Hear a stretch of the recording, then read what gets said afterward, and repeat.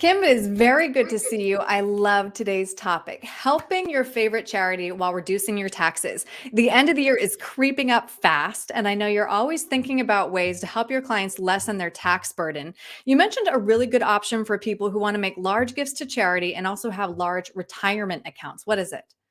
It's called a Qualified Charitable Distribution. We like to shorten it by saying QCD. Hmm. And it's a way to take those pre-tax accounts, those IRAs, and move monies directly to charities without incurring taxation. Now, one thing that you do have to be aware of is you have to at least be 70 and a half years old to take advantage of this. Hmm. But if you're already someone who gives to charity, what it does allow you to do is you can move money directly from your IRA to the charity. As long as it doesn't touch your hands, then you don't have to pay tax on that money.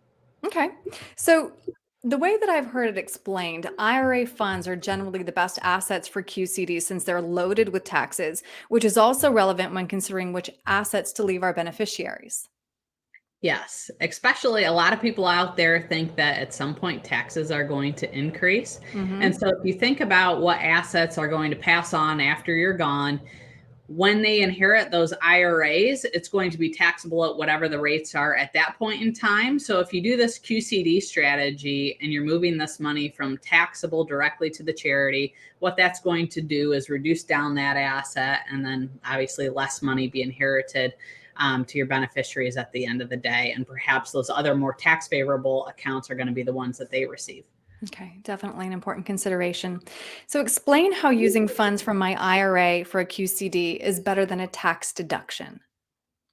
So what that's going to do is, since it is not taxable to you, it reduces your overall taxable income. So that could essentially keep you out of another tax bracket.